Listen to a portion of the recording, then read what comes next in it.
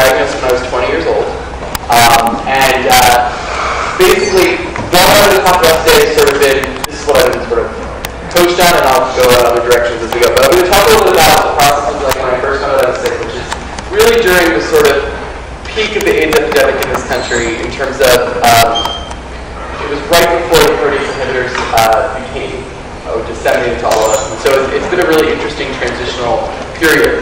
I also do volunteer work in Kenya and Tanzania with orphans with HIV and doing prevention and education there, so I'll talk a little bit about that. And I'm also told to talk a little bit about what my experience is like dealing with the medical profession as a patient. I'm the worst patient you could ever have. I will tell you all the bad things that I do on a daily basis. But I'll give you a little bit of that context, and then also I'll probably talk a little bit about why I'm an artist and why I chose to be a playwright and artist over being a doctor, because I was a biochemistry major in college. This is my first time in chemistry building since then. How much time has passed? I will probably make a lot of inappropriate jokes, and please feel free to laugh at them. I have this thing about AIDS, which is that if you can't laugh at it, there's no point in dealing with it. So I do AIDS jokes all the time, and it's sort of how I can tell if somebody's okay. My poor nurses and doctors will say something to me, and I'll crack a joke, and they'll be like, I'm like, I'm fine, it's just how we deal, we laugh. So I probably make inappropriate comments throughout the day. So anyway, I was 20 years old. I was a sophomore in college at Swarthmore College in Philadelphia. And my boyfriend through high school, who I had stopped seeing, and was 4 years old and lived in New York City, called me in March one day and said, I'm in the hospital, and I'm diagnosed with AIDS, and they say I'm dying. And so I dropped out of school and went to the city to take care of him. I have been gay since I was born. I knew I was gay when I was 6, and my G.I. Joes used to sleep with each other.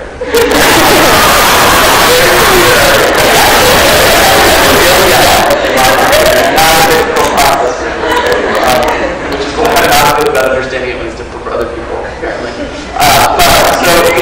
This was my life. And his name was James, and his parents had disowned him for being gay, and so he really had no one. And I decided it was my responsibility, despite how messed up he was as a human being, to take care of him. And so I spent my second semester of my sophomore year in college at St. Vincent's Hospital in New York caring for him as he died. And I know some of you do work in Africa with AIDS and HIV, right? Am I correct? Yeah. So probably many of you have seen sort of end-stage AIDS patients and what they look like. And it was a very difficult time. So when I first was diagnosed, which actually was later than when he was diagnosed, because I decided to not get tested because I was terrified of how I was going to deal with this information. And I also had this interesting relationship with James in which all he kept asking me was if I got tested. And I knew that we had been unsafe, and I knew that even though I knew everything about AIDS, I still managed to screw up. I didn't really want to deal with it, one, and I also didn't want him to have to deal with it, two. And so I decided to make everything be about taking care of him for 6 months and not dealing with it myself. And after he died, I refused to deal with it again. So what I did is I basically had a cabin up in the Adirondacks that I love, and I ran away for 6 months and sat on my couch and talked to my dog and watched soaps. And you'll see how the soaps have penetrated my play. They're all there. But I watched soaps and sort of just melted down. And finally what happened is I was kind of faced with a choice, and I was talking to a nurse actually at the hospital that I went to get tested, and she said, you can either commit suicide the long way by just not dealing with this, or you can deal with it and maybe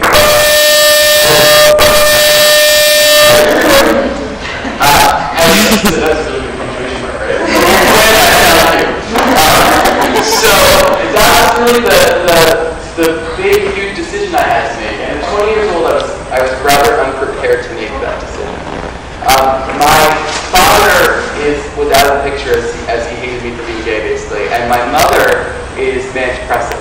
And so when I went home and I was like, okay, Mom, I need help, she took me to an island and told me that the CIA had bugged our house and that they were trying to get to her by making me think I was sick. So that was not a good support system.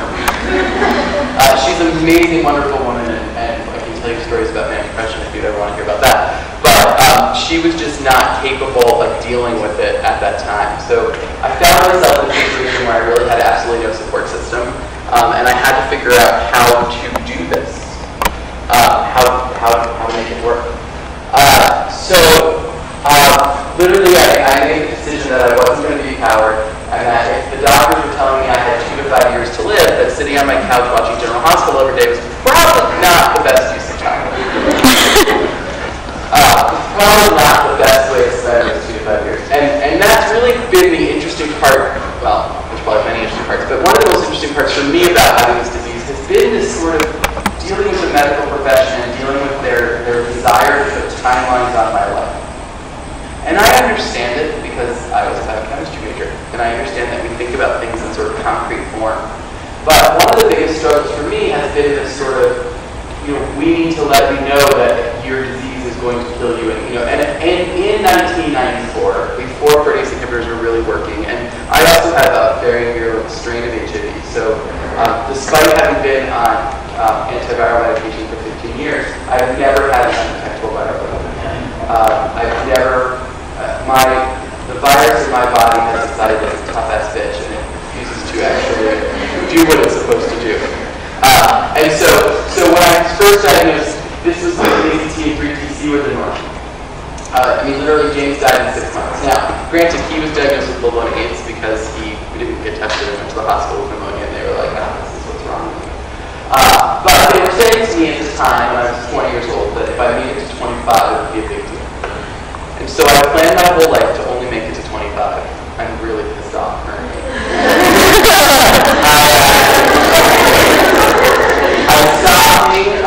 I finished my biochemistry degree, and instead of going to medical school, decided that I would change the world by being an artist.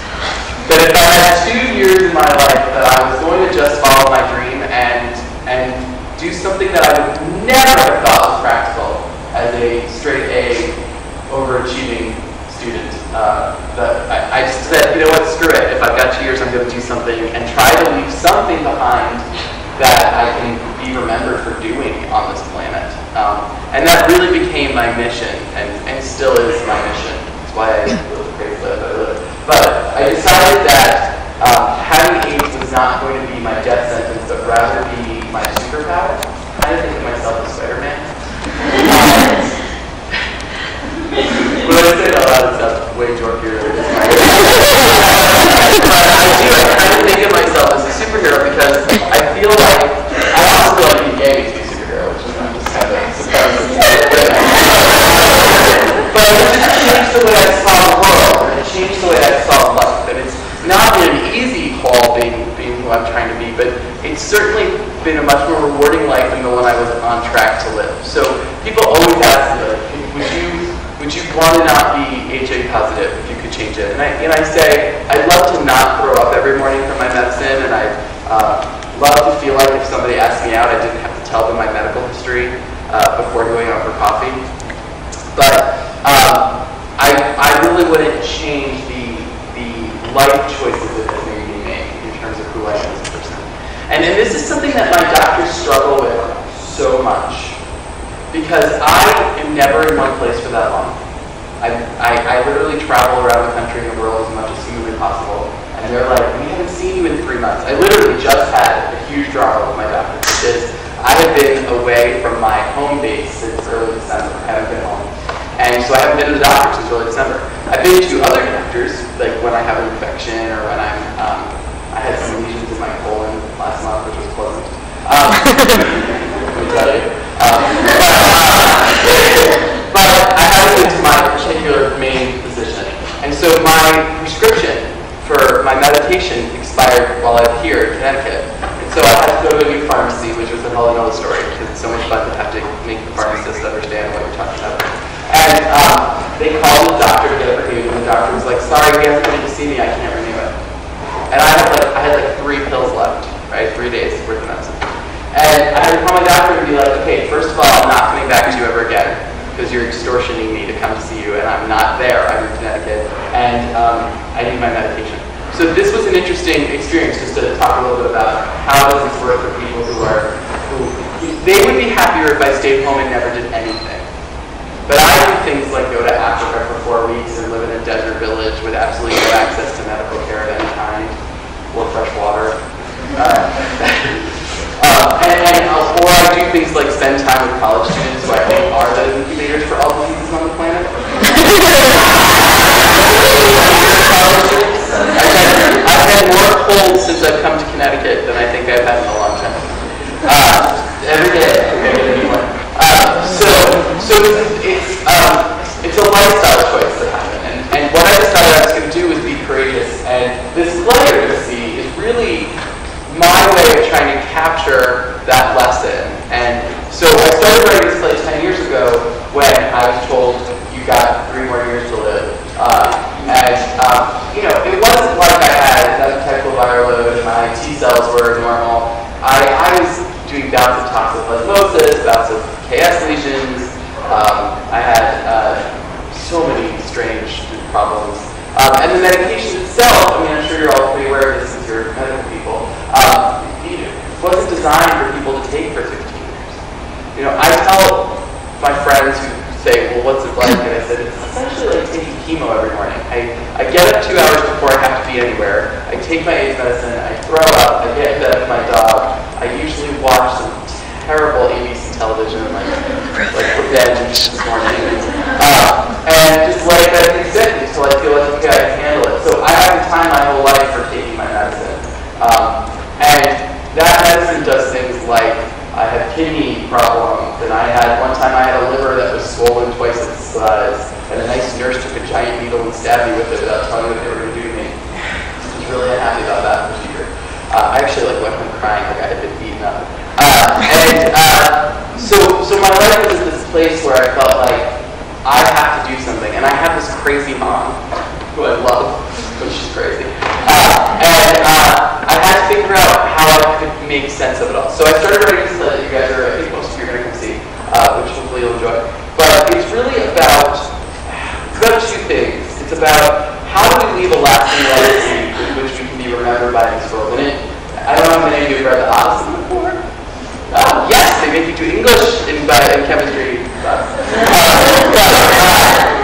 But The Odyssey is really about this guy who's trying to find glory or Cleos or something huge to be remembered by. So I really connected with this text. And essentially what the play is about a guy who got sick with HIV, ran home to his mother for 10 years, and now all of a sudden is starting to develop symptoms where he's got to go to the hospital. And he realizes that, yes, he survived for 10 years, but then he didn't live his life. And he comes in with PML, which is, the name of it just left my brain. I used to be able to say it.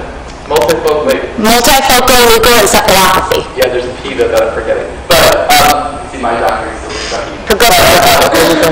But basically what it is lesions on the brain that causes him to have aphasia.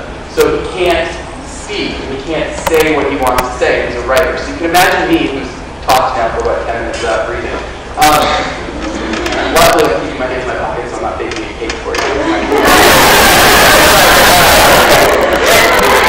You can imagine how scary that is. My greatest fear of being sick is losing who I am.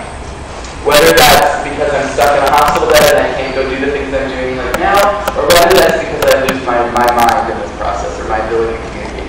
And we can discuss sort of DNRs and all that good stuff if you guys want to discuss it. But so this guy, he wakes up one morning and can't speak, he can't communicate. And they bring him to the hospital, and what he does is he takes his entire experience in the hospital and translates it in his journal into the Odyssey, the Survivor. So he casts himself as Odysseus, and he casts the training on the ward as Athena, and he casts the straight jerk as the Cyclops. And what happens is his entire 3 weeks of dying becomes the Odyssey adventure. The sirens show up, and we won't learn how that happens. And everything in the Odyssey happens to this man as he is dying. And the story is really about living through death. That death is not really the end. That a death sentence in some ways is a superhero power. And in fact, in his story, he used AIDS as his weapon as opposed to his sickness. And so that's where this play started from. It started from a place of me trying to articulate my desire to have done something worth being remembered for.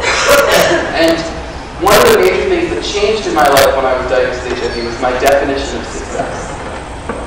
I think when we're like 10, somebody tells us that being successful is making a lot of money and having a stable job and driving a nice car and having a house and having kids and having, in my case, a wife.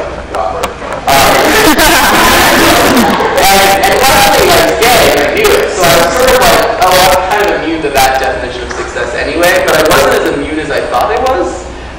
And so I had this huge, grief struggle, this massive grief struggle. When I was first diagnosed, I mean, that was what I did 6 months on my couch, was like, I will never have any of these things that people say are successful. It took, even now, I struggle with the, can I have a boyfriend or can I have a family? But then I really felt like all of that was gone. And so no matter how long I lived, I was a failure in the eyes of everyone I knew, right? And that was a massive piece of the struggle for me, was feeling like not only did I have this disease now that made me unattractive and essentially disease-ridden, who wants to love that, I felt like there was no potential to be successful in life, no matter what I was able to accomplish, because I would never get to that 10-year-old vision of what success was. And so about 5 years into being sick, I finally had a breakthrough.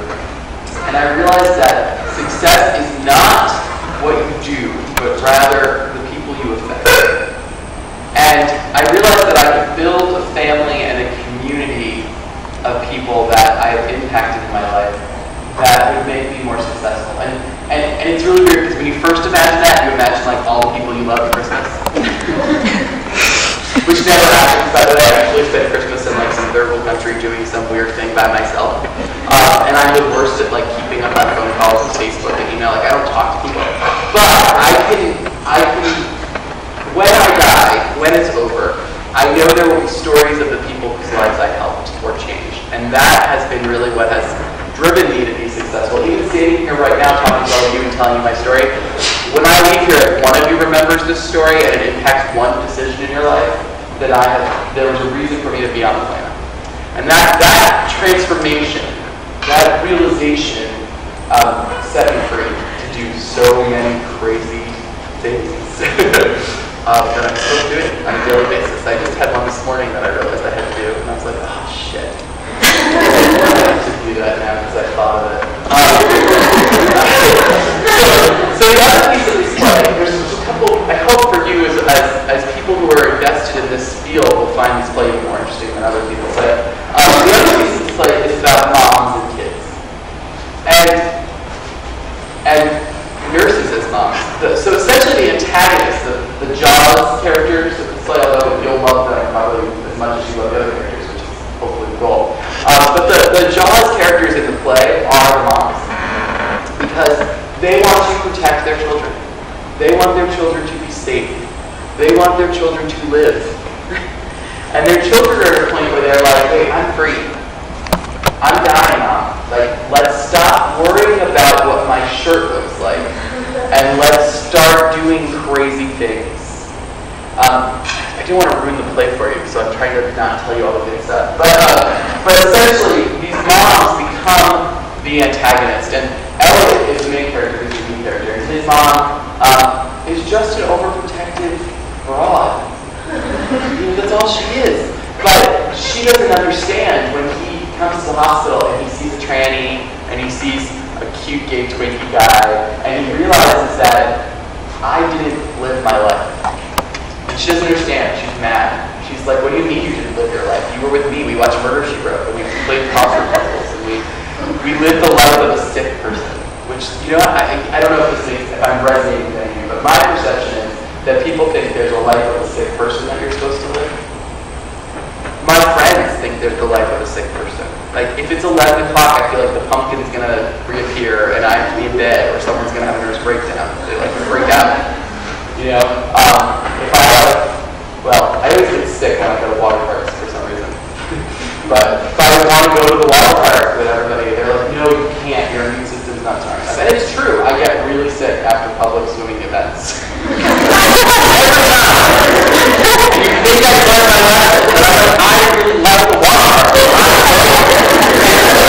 And that's a big fight. That's a big fight all the time. It's a huge fight. And it's like, you want to be cool. Like, you don't want to be this old man at 20 years old. I'm 35 now, which is unbelievable. But you don't want to be an old man at 35. You don't want to be like, I can't go for drinks because I'm not able to drink on my medicine, and I'm supposed to be in bed by 10 o'clock and get 10 hours of sleep. You don't want to be that. And so he has for 10 years lived the life that I could have chosen to live, which is the life of a sick person. And he realizes when he gets to the hospital that there is so much more he could have done. And so what he does is he packs 30 years of living into 3 weeks. I mean, he meets, falls in love, dates, marries, and murders his boyfriend. You're welcome. So a lot happens in the play. And so for me it was like, how do I create something that my mother, who is another whole story of amazing courage to me. She's sort of my inspiration. How do I do something for her where she can't have this direct conversation with me because emotionally it's too difficult, but she can come and watch this play, and she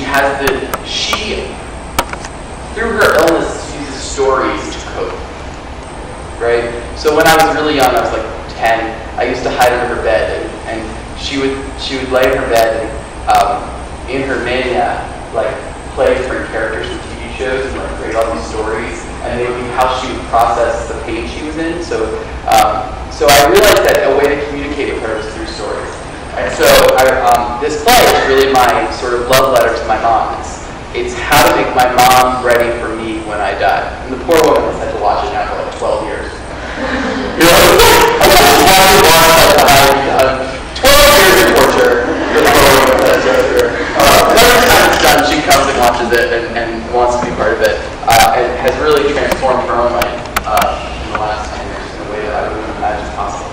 But that's what this play is. So I kind of got off track. But let me just get my brain to a place where I can go chronologically back to my story. So, in dealing with being HIV positive, there's been a lot of sort of interesting problems for me. The medical stuff, this is what I think my doctors and nurses have trouble with. I'm just trying to keep it on that topic so it connects for you guys. But I think they have trouble with the fact that the social and cultural aspects of being HIV positive are just as devastating as the medical. And the understanding that, like, when I have a chaos lesion, which whenever I get really sick, they agree for, and so they have it all the time, I feel like it's not that I'm embarrassed about being sick, it's that I feel like people, I should say boys, I feel like the guys that I think are cute look at me and see a diseased person. And so for 10 years of my life, I had this huge struggle where my self-perception was that of a diseased person. Where I saw myself as the disease rather than a person with the disease. And part of that was just reinforced through, not all, but some of my medical care. Because the only thing they would talk to me about was my disease. And so, living with a lifelong disease like I have, it becomes a huge part of your life. I spend more time at the doctor than I do at the Starbucks. I'm at the doctor 3 times a week sometimes. And that relationship of being perceived as an illness as opposed to being perceived as a person was a very difficult part of my life for me. It really affected almost everything in my life. And it took me a long time to overcome that. So, I dated, which is always awkward. Because you take on all this responsibility of, first there's the preconception that you should date other people that are HIV positive.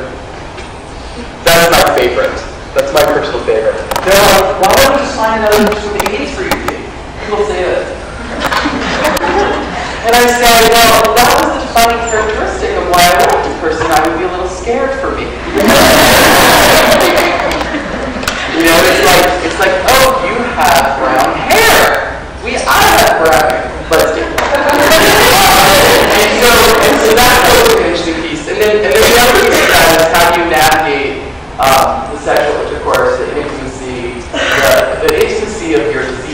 you date someone twice, and then you have pneumonia, and how do you articulate that to this person you've had 2 dates with? Who do I come over with soup? Do I go away? What do I do? So that's always a little awkward. That's a good story. But it's definitely awkward. And then there's the whole if you decide you want to kiss the person and you're like, oh, well, I can't really initiate that kiss because if I do, I could be perceived as this disease-spreading asshole. Right?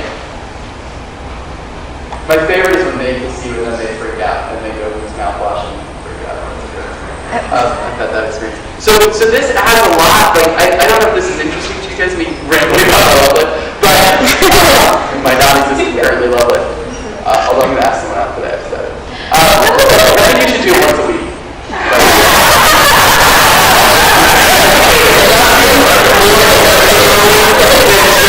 Say, I think you're interesting, let's go to coffee. And being let down. But it's just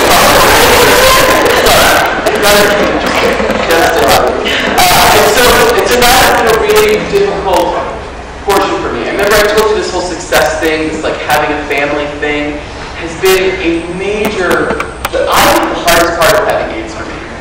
It's not the disease itself. I'm not scared of dying at all. Sometimes I'm like, please, just let's get this over with. I'm more scared of being rejected because of my disease. Being rejected because I have purple splotches under my arm, because I have my little belly fat from my disease that I can't get rid of, because I have a bloody cold for 2 weeks, bless them up. That's kind of what it's like, is I'll go, and again, I am a slightly different case for you, because my immune system has never really been as strong as someone who's got an undetectable viral load. It's just the strain of HIV that I have, which is actually 3, they've done the typing, it's 3 different strains that are in me currently. Do you guys know enough about this? It just makes sense. So there's I think currently they've discovered 9 different strains of HIV. I might be off by 1 or 2 numbers. And so most people will have 1 strain. But as HIV is so in Africa, I haven't even talked to you about it, but in Africa this is really predominant, which is people with HIV are using unprotected sex with each other, which is the whole thing, someone with HIV and then you don't do the condom. But what's happening is strains are getting mixed. And so over time, we're starting to create super HIV, which is 5 viruses and 5 strains of HIV, which are all resistant to different medication. Right? So each strain has a different resistance level. And so they're all resistant to different medications. So you end up creating strains of the virus that our medicine cannot solve. It is not, I'm trying to think of a disease that's manageable without making any disease sound small. It's not the perception of this as a purely manageable disease is not true. I'm getting really off topic here, but in our country right now, teens and people your age, I think, you're pretty much all in your early 20s, I'm looking at your young, youthful faces, are the highest rate of HIV infection currently in our country. What's going on? I think it's the people getting AIDS is passe. We've had our time in the light. We were the 90s. We were in the ER. We were in General Hospital. We were on the real world. It's over. I know among gay men who I talk to on a regular basis, they're like, well, if I get it, it's no big deal. I just take the pills.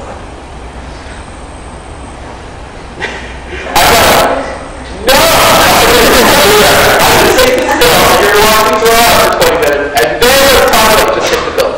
Or I'm going to take this, and you're going to watch me have to go on a date on video and see if that's what you want to do in your life.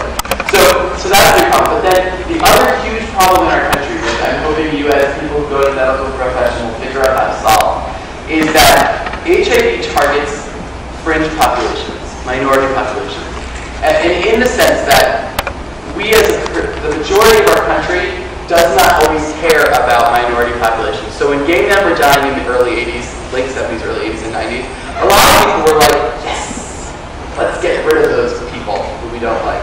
And so AIDS was allowed. If you ever watched this great documentary called The Age of AIDS, you should all watch it if you have any interest in the subject. But it talks about the sort of epidemiology of the expansion of AIDS and where the first cases were and how it spread. And it all say anything. It's terrifying. It's terrifying to think about the fact that we have a worldwide epidemic which in 10 years is going to be worse than it is now because resistance is going to be a massive issue globally.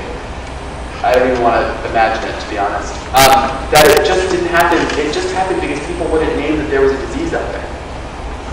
Ronald Reagan refused to own the fact that AIDS exists, even though he knew it was there. Elizabeth Taylor literally invited him to a fundraising event at her home and said, if you do not say AIDS exists in your speech today, I'm not giving you money. And he got it and didn't say it. Okay? So there's this thing. So in our country, besides teens and early 20-year-olds, mostly straight, by the way, it's not all gay, African American men and women and Hispanic men and women are the next highest rates of infection. And the highest death rates, because they do not have access to medical care and education. They are not getting tested early like me. I got tested early. If I had gotten tested early, I'd be dead. 1994, if I hadn't known James was dying and I had gone in with pneumonia 3 years later, I'd be dead. They're not getting tested. So they're finding out they have AIDS near the end. They don't have access to good medical health care. They don't have access to necessarily good nutrition. And they're dying almost as quickly as gay men were dying in the 90s. In our country right now. And nobody wants to talk about it. There's some new groups out there. I think just on TV like 2 days ago, Ricky Martin and I think it was Sandy Newton have launched a whole big campaign about this to like make awareness about the fact that Hispanic men and women and African American men and women in our country are dying of AIDS as quickly as gay men were. But that's happening right now. That is globally. So, I've totally gotten off my track here, but if you guys are understanding it, I'll keep going. Okay, so, globally, I decided when I turned 30, which, by the way, 30 was the max age I was given for most of my adult life. So I was 20 when I got HIV. It's hard to imagine that, 20. And I was told 30 was the upper limit to that, like 30. So I'm not saving any money, fuck that shit. I'm not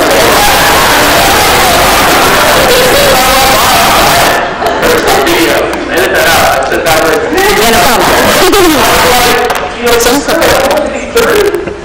That's like I'm gonna be young forever. Awesome. Right? So I made this whole life plan where when I was 23, I was a full professor at the University of Miami. And I was a published playwright. And I was really successful if you were to define success as your job. But I wasn't alive. And I got to be 30 years old and I said, I haven't done anything, and I'm now in bonus lives. I'm in my 5th bonus life, by the way. This is my 5th free life. And I decided I was going to do things like ask somebody out every week and be creative. So the first thing I did was I took my little sister on a trip to Europe because I'd never been, and we did like a 4-week backpacking tour through Europe, and I just was like, I'm going to live. What does it matter if I don't have a savings account? And so I did that. And then the next year, I decided I was going to go to Africa and do the work that I've always wanted to do, but was always coming up with thousands of excuses for why I shouldn't. My immune system isn't strong enough. It's going to cost too much money. I have too much other stuff to do. I really should spend Christmas with my family, whatever it was. And so I went to Tanzania for a month. And I'll tell you the best story. How it happened. So I went to my doctor, and said, I'm going to Africa. And they're like, you're not going to Africa. You have no immune system. Your immune system is totally impaired. You're not going to Africa. We can't even give you the vaccinations. Really? So I went to a strip mall doctor in Miami, and I said, I want to go to Africa, and I'm totally healthy, and could you give me my vaccinations? I'll pay cash. And so I got my vaccinations back. See how my parents love me. And of course my doctor, like the next month when I get back from Africa, I've got like some weird virus disease, and he's like, how did you even get in the country? And I'm like, well, I kind of went and got the vaccinations from the strip mall. Because you wouldn't do it. You lost. I do have a bit of an antagonistic relationship with my medical stuff. But I did, and I wanted to go, and I was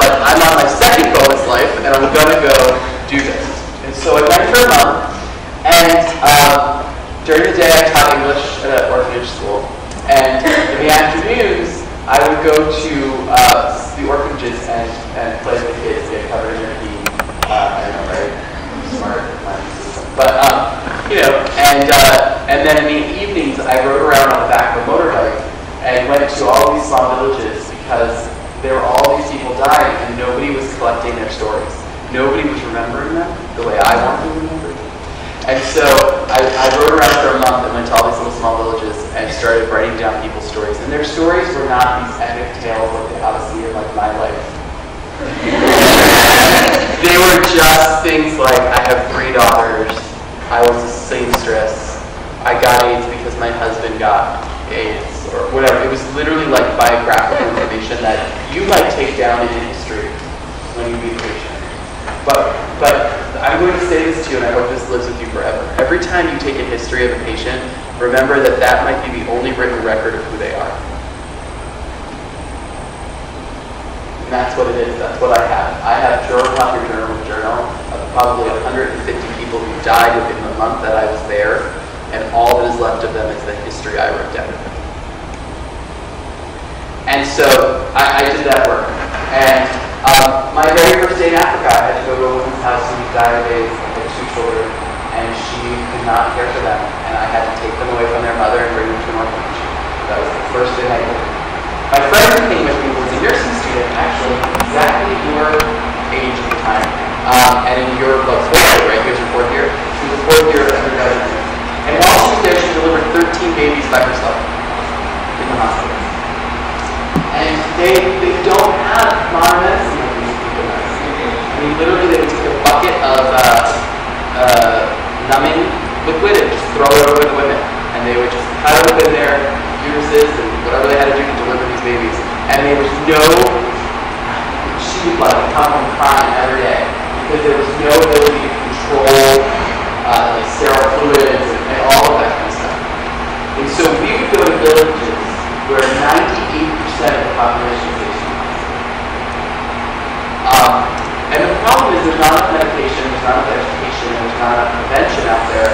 No one is doing the nursing work, if you will, of what has to happen with HIV. There's no one doing that kind of work in the communities. And so, a couple scary stories I'll tell you about. The Tanzanian government only has enough medication for a certain percentage of the population that's infected. And so they've had to do triage, which all of us in our biochemistry science brains understand, right? We have a limited amount of medicine, we have to make a decision who's going to survive best, and we give them stuff. In that decision, they decided that orphans with HIV AIDS do not qualify for medication. They cannot provide enough medicine for these 2-year-olds and 3-year-olds and 4-year-olds. They have to target the part of the population that they think is going to survive and that is going to make the most impact. So I spent a lot of time in orphanages as a little kid, and I didn't know this whole story when I got there. I had no idea about this. Probably none of you had any idea about it. It's not something you'd even think was possible. And I asked one of the nuns, and I said, where are the 5-year-olds and the 6-year-olds and the 7-year-olds? Are they all being adopted? And she said, no, they pass away. The majority of them pass away. And it just blew my mind. And it's not when I say it blew my mind, it's not a statement of dislike for these people and their decisions. It's a statement of dislike for the fact that this is the way the world is. Does that make sense? Like, I can understand the decision. They knew to give medicine to mothers. That's like the predominant part of the population is women with children who are trying to survive and work and have access to doctors and have children to raise. That is the population that they're like, we have to save this population because all that's going to do is result in more orphans. And so while I was there, over a course of a month, I went to 15 funerals for 3-year-olds. And of course, I being sap that I am, fell in love with a little boy named God Bless who had a giant head and wore a little like papoose kind of thing with a doll in the back. And I was like, okay, little 3-year-old. And he used to pee on me when we played and all those kind of things. He was like a great little kid. And so after my first trip to Africa, I spent all the money I had left in my savings to adopt him. And it was a very hard process. It took every cent. But I was making progress, and part of the problem was that I was alien with HIV in America, and this was a Catholic organization. But I was lucky in that I had been adopted into a Tanzanian family. And when I say family, I mean not your traditional nuclear family. I had probably about 15 major citizens in the community in Tanzania that I was in who were advocating for me to adopt this child and were making it happen. So I was very close to making it happen, and then in September, so I was there at Christmas time, and then in September of the next year, he passed away from AIDS. And so this was probably one of the hardest things that I had to go through, because not only did I finally think I was going to have the family I thought would be possible to have, I was also dating a great guy at the time and decided I couldn't be gay anymore, so it was all at the same time. But I was about to have a family that I never thought I would have, and then all of a sudden it was gone. And I was really upset for a while, and then I realized, but wait, I had a family. It may have been for a year, and we may have been across continents from each other, but I had a family, and I got to do something I never thought I would have. The hardest part of that process for me was that I felt like I couldn't save my kid from the thing that I was fighting myself. Does that make any sense? And so that was an interesting piece of my time there. I got a little second. But one of the things that I took back from Tanzania with me and sort of really reinvigorated me to do the work I do was I met this nun. I love nuns, by the way. I hate that they're Catholic because Catholics don't like me that much, but I love nuns. I really do. And I don't have anything against Catholics, but I just love nuns. And she said to me, the AIDS epidemic is a hippo. And what everybody talks about and sees and knows and what's in the press is just the ears and the nose of the hippo that float on top of the water. But what it actually is 5 times larger, and it's that massive body that's under the water that nobody sees and nobody talks about. Because for every person that we know of that's infected, there's 3 or 4 or 5, depending on the community you're in, that don't even know they're infected. Especially outside of the U.S. or outside of affluent areas in the U.S. So you have to imagine, I know a lot of stuff about AIDS, and I know a lot of people with AIDS, and to imagine that there's 5 times, there's a giant, huge population that we have no perspective on, it is terrifying. The other scary thing I got in Tanzania, so I was visiting this man. He lived in the Coca-Cola bottling village of Tanzania, where they bottle the Coca-Cola for all of Tanzania. Soda in Tanzania is the best. Because they make it right from the sugar cane right there. I was addicted to Fanta. Orange Fanta in Africa, not Orange Fanta in America, but I was addicted to African Fanta. And the scary piece is I was doing my interviews and collecting their stories, and I said, well, are you on medicine? And now let me also back up. The medicine they have is AZT and 3TC. The stuff that when I was first diagnosed, they were trying to give me and told me I had 2 to 5 years to live. They're not taking the 1-a-day pill that I'm taking right now that would cost $800 a month without my insurance. Okay? They're taking different medicine. So I was talking to him, and he was like, well, yeah, I was on the medicine, and then my T cells went above 400, and they took me off. And I was like, no, you got me confused. Please tell me that's not true. He said, no, they took me off. They took me off the medicine. And I started doing more research, and I went and I talked to some of the hospital people, and I found out that, although not official policy, because the demand for drugs is so big, there's become a black market for medication in Tanzania. And what some of the doctors and hospitals are doing is when someone's T cells go up above 400, they're taking them off the medicine and giving it to somebody else whose T cells are down in the hundreds or 50s, and essentially creating a generation of resistant HIV. Right? So if this guy who was taking the medicine and was taken off the medicine then spreads HIV to someone else, that HIV is probably 80% more likely to be resistant to that medicine in the future for that next person. So globally, we're going to have a major resistance meltdown in 10 years. Because the management, the care management, which is the critical piece, as you all probably know, of epidemiology, we can give you the medicine, but unless we make sure you're taking it and you're following how it works, it doesn't help. And so this is going to become a mass issue. I'm going to give you one more African sad story, and then I don't even know if I've talked about it. I was supposed to talk about this one, and I feel like I've rambled. But this is actually my saddest. Sadder than the son I love dying, and sadder than this medication, was this moment I had with my taxi cab driver in Africa. He was this great, funny guy, your age, probably in his 20s. He used to drive me around. I have to tell you another chapter story, so I'm not listening to But I went back to Africa a year later, and Barry, God bless, did a whole bunch of other things that I'll tell you about in a second. But he was my taxi cab driver that year. I had met him a year ago. I went back and I said, I'm going to be in Africa for 3 weeks, and I need to travel and do all of these things. Like I'd raised money to buy textbooks for a school that had one textbook for an entire school. So we bought textbooks, and I had done all these like mission things when I was back here in the U.S., and I was going back to sort of come back to them. And so he was driving me around, and we were chatting, and he'd ask me questions like, why do all white people wear khaki when they come to Africa? I was like, well, we've all seen Out of Africa, and that's what they wore. Oh, okay, I've been wondering that for years. Funny guy. And one day we got talking, and he had heard me speak like this at a African community, and he asked me afterwards, and he said, you have AIDS. And I said, yeah. And he goes, I didn't know. And he said, you don't look like the people here with AIDS. And I said, oh yeah, because I'm chubby. And I was like, I know, tell me about it. And we had a little chat about the differences between AIDS and stuff.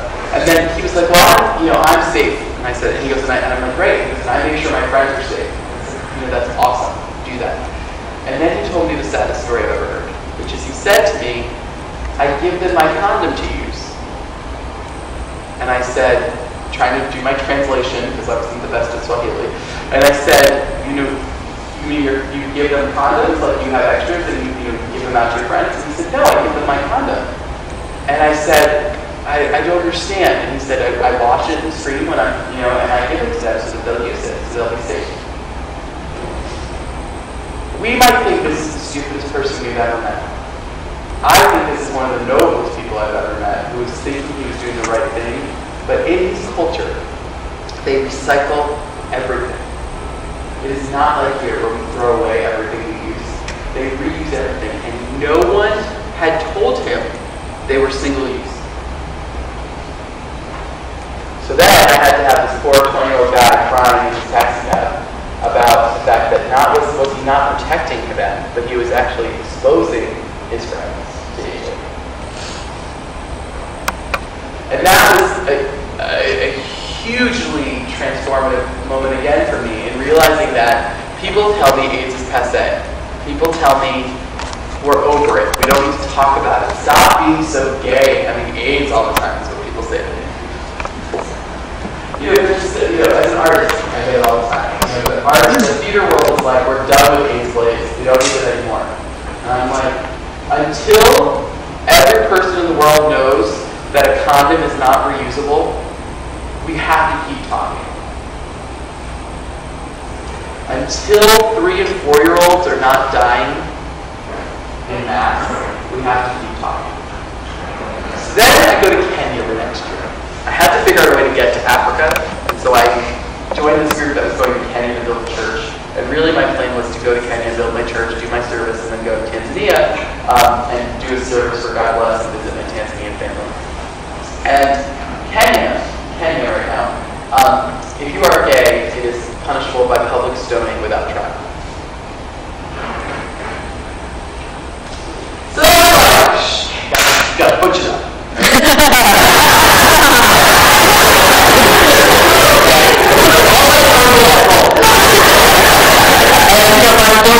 And my friends are like, you cannot go to Kenya. And I'm like, oh, come on, fine. No, you cannot go see me. You are so gay. You cannot keep your mouth shut. And I'm like,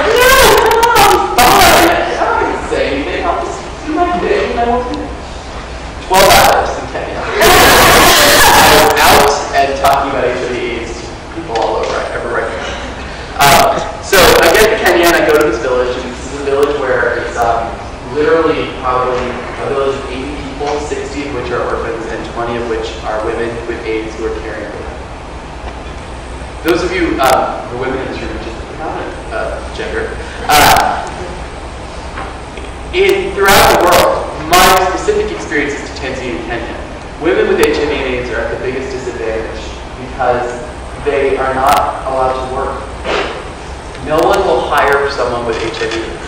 And what happens often, and again I'm generalizing, but what happens often is that the husband dies of AIDS and then the whole community knows that the family is infected, and then they have all these children to raise who are probably infected or not, depending on the situation.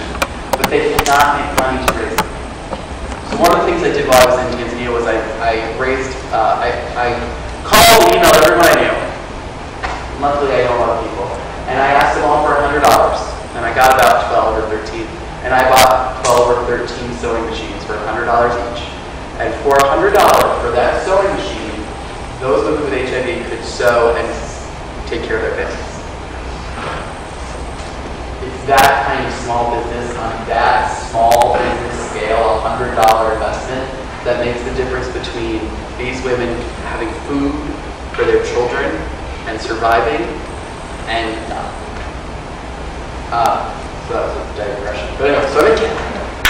And, I'm there and I'm with college students. Like, I kind of tagged along. I was a college professor at the time, and I tagged along with another group from another college that was going, so I had an excuse to go.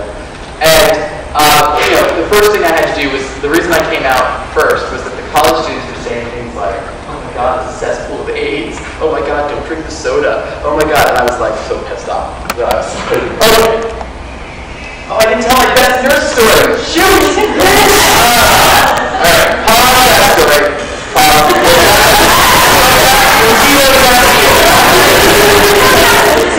Back in Tanzania, it was a full bottom town, right? The nurse who delivered 13 babies and was great and awesome turns to me and says, this is the #1 place for HIV in Tanzania. Don't drink that soda. If someone bled in the soda, you get AIDS. She didn't know I had AIDS at the time. And I turned to her and I said, you're a nurse, you idiot. I said, you want AIDS? I'm going to cut my hand and chase you.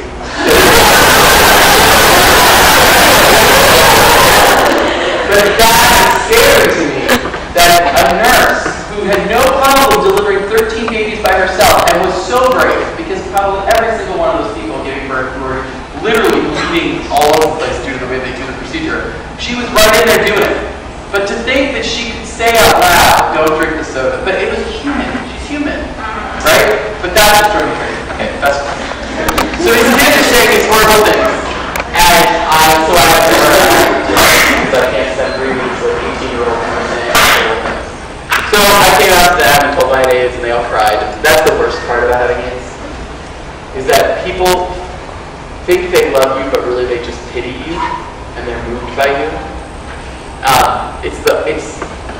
I'm going to totally get off topic here, but this is something that I think is important here, is that it's really hard to tell the difference between someone who actually has affection for you and someone who just pities you or makes it about them, and so you become important to them because you represent some ideal thing or some scary thing to them.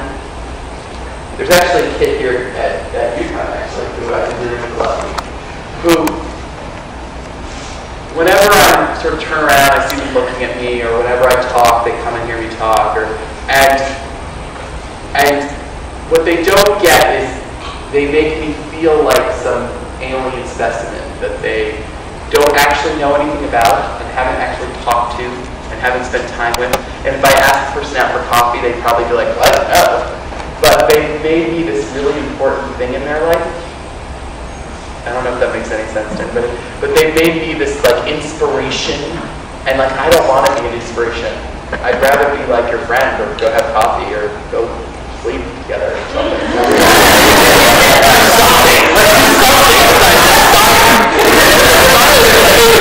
Keep you warm. I totally get some good jokes in it. So the inspiration thing is not always the best role to have. It's like, can you see me as like a person? Gee, that would be cool. Who has like, so these kids piss me off.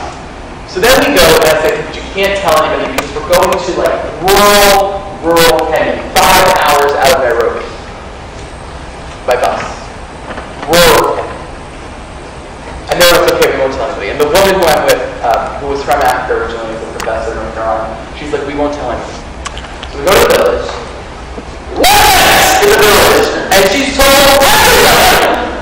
She's like, well, they just didn't know anything about AIDS, and I had to tell them that you can tell them stuff about AIDS. So then they said, well, how do you know? She said, well, they gave you AIDS. And I said, well, did you say I'm gay? And they're like, well, they asked. And I'm like, okay. And she's like, so the chief, I don't really know how to explain them, because when I say chief, you're going to picture everybody in like headdress. It's not like that at all, but that's sort of his role in this village. He comes to see me and he says, I want you to speak. They're building a clinic. And when I say they're building a clinic, they're building a stone wall building. Just 4 walls. That's the clinic. Okay? It's not like no floor. You know, I was like hitting rocks. That's what I did. I was on the chain gang. And I was gathering water from the stream with all the orphans. And this is the saddest part. So I've tried to like sing songs with them, right? So that we can have fun. And they all speak Swahili, obviously, but I don't. And so I've tried to sing the Lion King with them, but I only know Pink Pajamas Penguins on the bottom. Is what I call the Lion King song, and not the Swahili. So I was taught a whole generation of African children who speak Swahili to sing Pink Pajamas Penguins on the bottom instead of the Swahili. But so he said, I want you to come and I want you to be the novel thing in our clinic, and I want you to speak to the workers. Because these workers don't live in our village, and they travel around, and they work in small communities, and they spread AIDS. Unintentionally, because they have a life. You know, that's the hard thing. It's like spreading AIDS is like this horrible thing, but it's like, it's just having a life. It's just, they're not sluts with AIDS. It's not like a species of evil creature. You know what I mean? It's people loving other, being human and connecting with other people, and that's always the hardest part about it. So I said, okay, I'll do it. I'll stand up 5 hours from any type of escape and talk to this group of male workers who have big rocks that they're breaking. And they get to walls, and I will speak. And so I had a translator because they don't speak Swahili, they speak some other dialect that I've never heard of. And this poor translator had to say things that you could not imagine. Because, you can imagine me right now, I'm being good. I'm talking about like how you get AIDS and going through it all.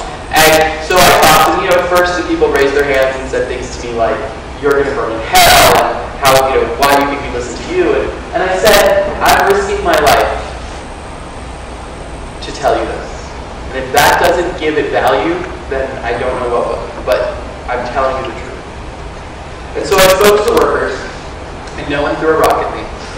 And all of these orphans, these 50 orphans whose parents all died of AIDS, all of their heads are sitting through the windows that don't have glass, and they're listening to me tell the story. And I realized that for the first time in their lives, they are understanding the disease that killed their parents. And no one is talking about it, because they don't talk about sex. And, we don't talk about sex enough in our country. Imagine in some of these countries where it's just not a topic.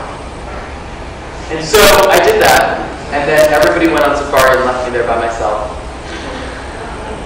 And it was really interesting. I met a woman named Francesca who was in her 20s and was one of the people caring for the orphans. And we went out for a Fanta.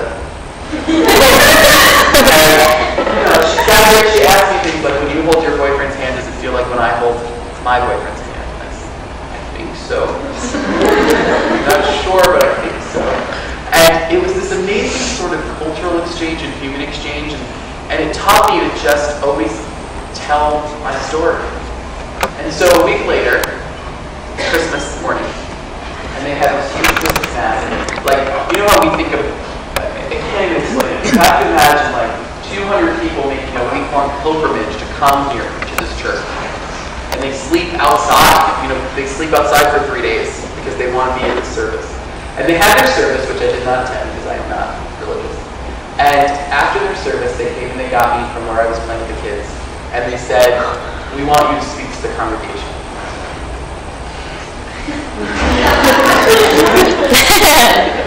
And I'm like, okay, let's do it. I was on that third bonus life. What does it matter?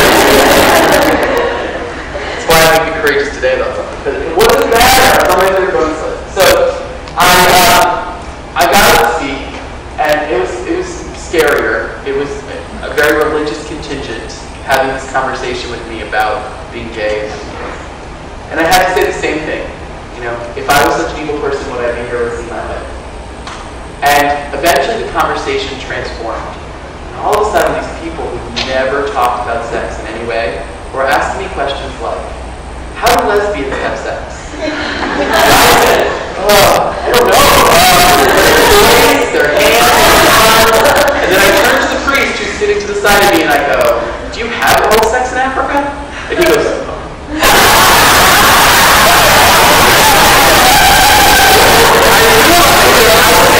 conversation and nobody was happening. And then they were saying things like, shouldn't we be grateful to method medicine? And I was like, no, you should be pissed off. Stop being grateful for the little bit of medicine you're getting from the West, from Clinton, who's a good guy, doing something, but please, we need to do more. We need to fight for it. You can't be passive. And I told him, I said, an entire generation, my tribe, an entire generation of gay men and women are dead from this disease. And now we're killing your tribe.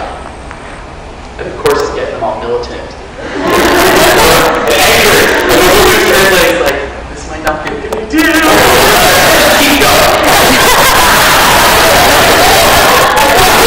Thankfully, my non-administrative functions allow me to draw things on their wall and showing them what this disease is and explaining it. All the orphans are there, the kids, the adults, the old people, people with AIDS in the audience, who are like, would raise their hand and say, I have a purple thing under my arm, should I get tested? And me having to say, yes, you need to go get tested. So the next day from this experience, we raised enough money from people that I knew to rent a bus. And it took about 60 of the people from the surrounding area to Nairobi, 5 hours to get tested. If I had been afraid to say who I was, that would never have happened. Of course then, I'm there till New Year's, right? So the week between Christmas and New Year's, I get deathly ill. So ill that luckily some of the college students I was with, whose parents got them Z-Pack before they left, are popping their Z-Pack in my mouth. So that I'm literally in a cot with 2 orphans with 102 fever and I didn't get up for 3 days. And I didn't get up for 3 days. And when I got up, I found out that the village had set a vigil at my door to my room, where someone sat on their knees and prayed for me 24 hours a day for 3 days. That they did not want me to get sick and die because I came to their village, and they were asking that didn't happen. And New Year's Eve, I was so really sick and gross because there's no showers, and I'm diarrhea, vomiting, oh my god, I've never been so disgusting in my life. Literally, you could not imagine me as a human being. I was I am gross. I can tell you guys all these experiences. I'm sorry, I leave out the bloody cold part. I'm the basis of my story. So I'm really sick, and they come and they get me from my room, and they're like, we want you to come to dinner. It's our last night in town. Can you do it? And I said, of course I'm going to do it. So I go into this room, and the entire village of 80 people is there. All the orphans. And before we have dinner, they decide that they're going to go around the room and tell us why they're thankful that we came. And we were blubbering messes for an hour. Because literally they thanked us for the food we brought. They thanked us for the books we brought. But every single person thanked me for the information. And it's scary to me that information was the most valuable piece of what I had to offer. So we get all around the room, we're all crying. I've been thanked by 80 people for existing. I've reached my Cleos. As you will see, you'll know what that means. And we get to the very last person, who's a 16-year-old orphan, the oldest orphan there. And he says to me, I vow to you that I will tell everybody I meet what you told me, because there will be no more orphans. And then this room of orphans starts chanting, no more orphans, over and over and over again. And I realized that I may not have a family, and I may not ever get a boyfriend who can deal with me having AIDS for more than a day. And I may not ever be a famous writer, like I would dream to be someday, or write for General Hospital. But that I had a reason for existing, and that I have done that. And in my 3rd bonus life, no less, and I'm now on my 5th bonus life, so I'm still working on other crazy things that I can do. But I think that what I'm hoping you hear from me is not, well, I want you to hear how scary it is locally and know that there's work that you can be doing that will have a massive impact. But I hope what you're hearing from this is the idea that just communicating and telling your story and being open. I think we all learn to be so closed off. I think we all learn to not tell these things, to not talk about what we feel about things, to not tell our stories. But I think we do a disservice to the world by not sharing who we are with other people and helping them and being helped in return. Because not only did I help all those orphans and get those people tested, but I was able to go home and very God blessed the next day in Tanzania and know that his life had meaning and that my life had meaning and that James's life, who died at 24 years old and never in his world thinking he did anything but do drugs and have love sex, which somehow that's not so bad to me if you think about that in your life. But, that his life had meaning. All of these people who have touched me now, I have touched someone else. And I've spread AIDS in my own way.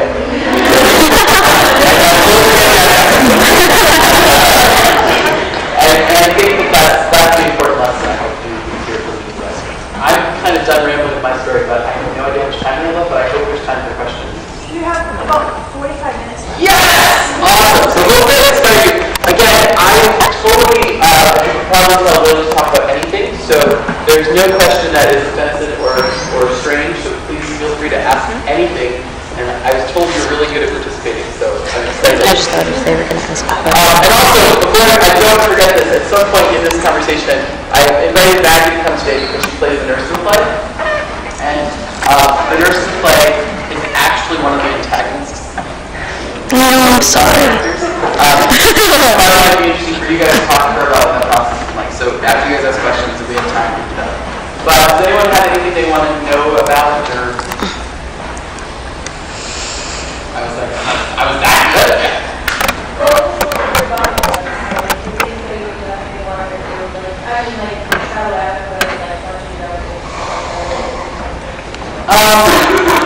It's interesting. My bucket list is not so much things as like milestones that I want to accomplish. If there's something I want to do, I just do it. Like, I always say, when someone says to me, like, let's skip work and go do this, I'm like, okay, let's go do it. So I didn't feel like I had regrets about, like, physical things. The only thing I would like to do that I haven't done yet is go to India. I'd like to go to Nepal. I'm working on that right now. But in terms of that kind of thing, I don't think I'll look back and say, I didn't accomplish. The thing that's probably most on my bucket list is to have a successful relationship. I mean, there was all these success things like flavor, and to be a successful relationship could be a week. I live a microcosm of life. But I'd like to feel like I had a relationship that started from a place of trust and knowledge of the fact that I dated and not a big deal, and ended in a place that isn't someone going crazy and deciding that they're not gay, or somebody realizing that I'm too scary or whatever it is. But I'd like to have that experience. I'd like to meet, this sounds really egotistical, but I'd like to meet somebody who's as cool as me. Like that 8-year-old. No, I just said, I know. I hope that the world gives me, if they give it to me for 2 days or 3 days, that's fine. Yeah? How difficult is it to go to Africa to volunteer? Like, what do you have to Yeah, the group. And so this group was pretty good. It cost me money, but they housed me in really safe housing and nice housing, and they fed me, and they provided me language lessons, and they did like cultural trips, and they set up my volunteer work for me, and then the volunteer work was in the morning, and then my afternoons I had free. And a lot of people just sat around and read books at the compound in Africa, and I was like, no, I want to go to orphanages, so they drive me to the orphanage, and then they set up a guy on the motorbike to take me all around Africa. I lost my hat.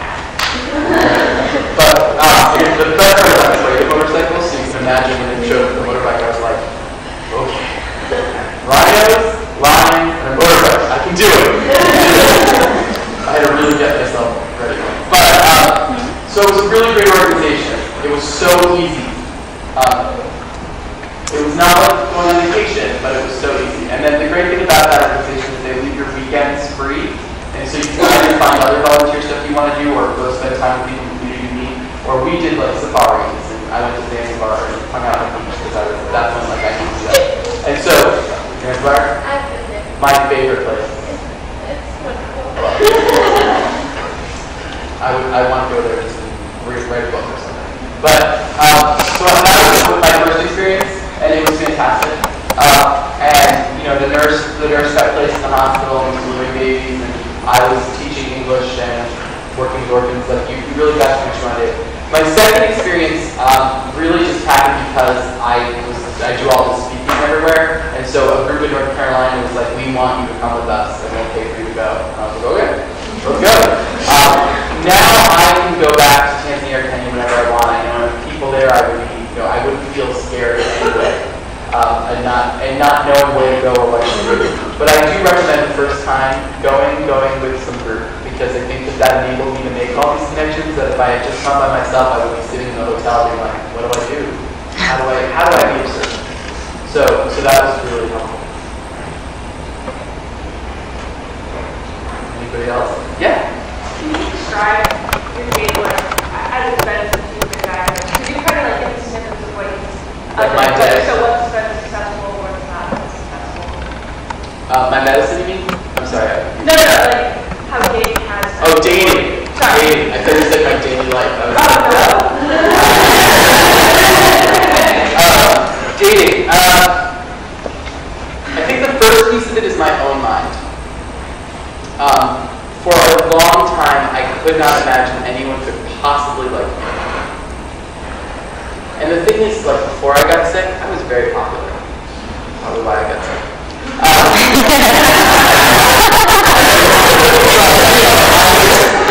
I was smart and I'm funny and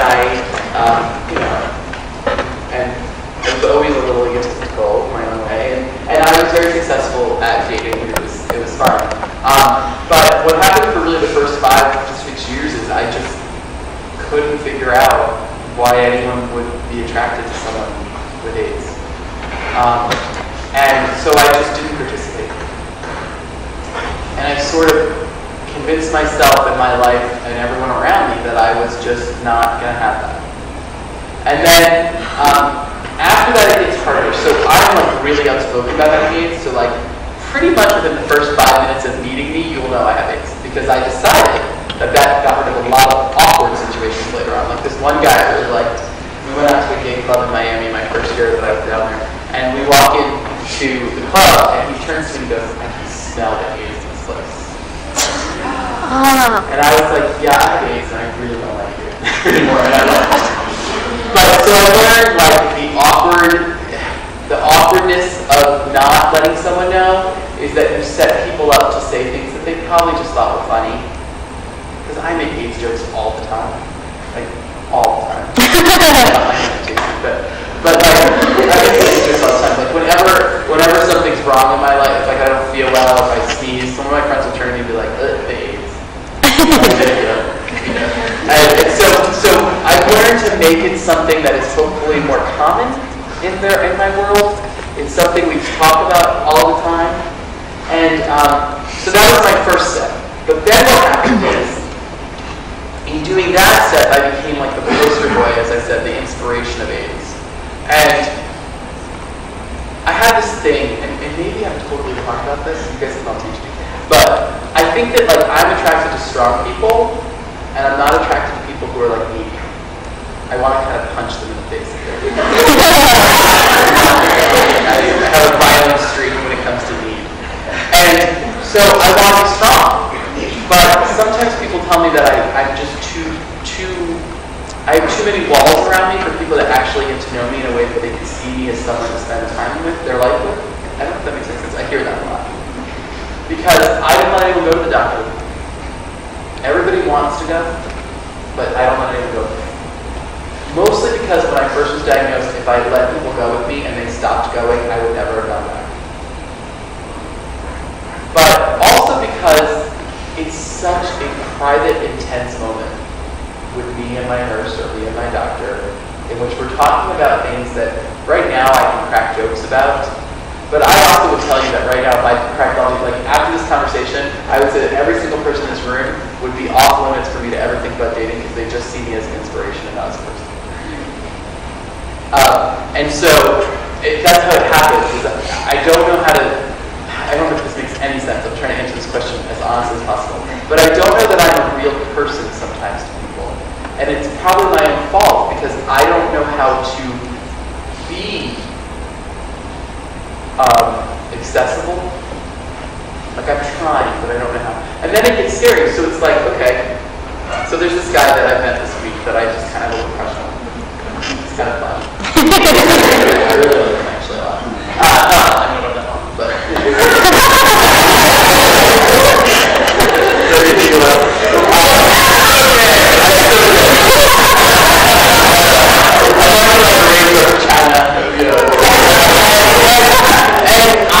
I get that this person does not even possibly think of me as someone to date.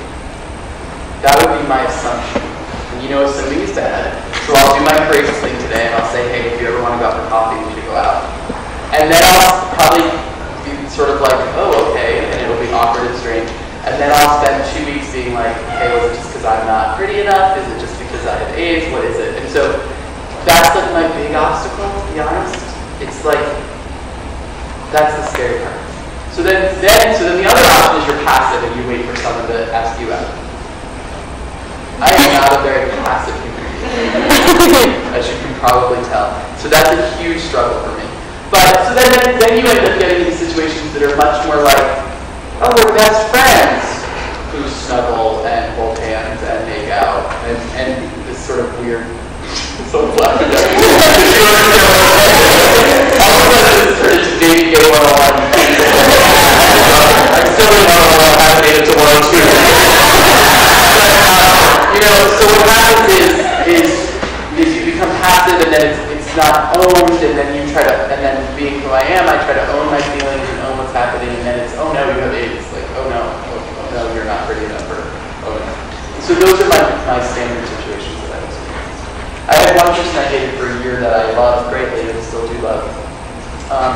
And his experience, this is the other thing, like, so I don't push the physical, right? Like, how can I initiate the physical? If I do, I feel like some kind of serial killer or something. You know what I mean? Like, I don't know if that makes any sense, but that's how I feel. I feel like, how can I impose that on you without you instigating that? Right? So, like, how do you deal with that? So I went into physical. So then you end up in a situation like I was in for a year, which was I had a really great relationship with this person, but I never instigated physical. And it doesn't really matter that much to me, to be honest. I don't think it's the most important part of the relationship. But it allowed this person who is a really great person to be in a relationship for a year and make Halloween costumes for our adopted kid and do all this stuff, and then when it got to the point where physicality he was starting to initiate, he got scared and decided he wasn't gay anymore. Left. Sent me a text message. And he's a person that, like, everyone I know still knows. He actually spent a summer in Canada. So it's like a person in my life, but I can't talk about it because he's decided to do it.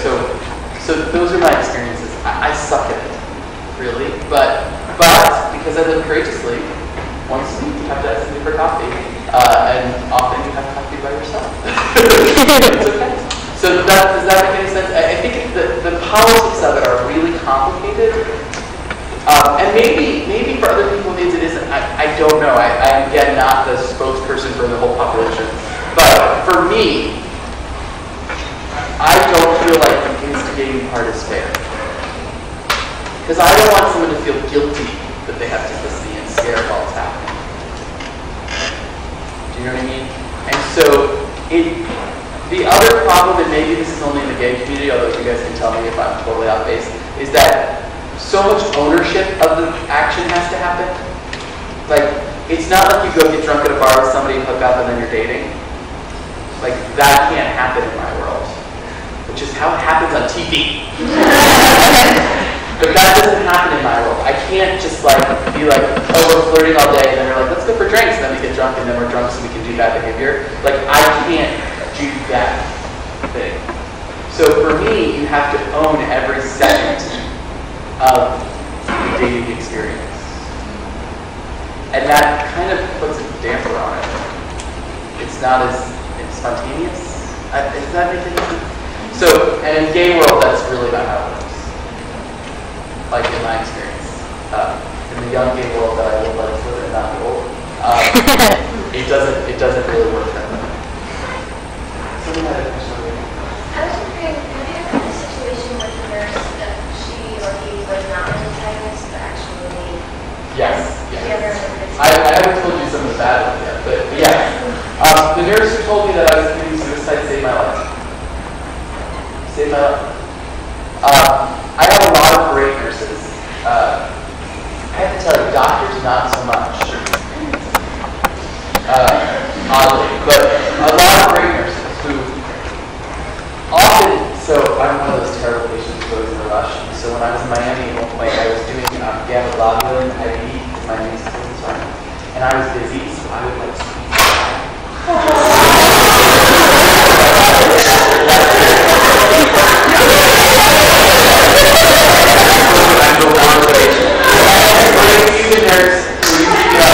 you're really busy, so I'm going to sit here with you while you do this, and we're going to chat.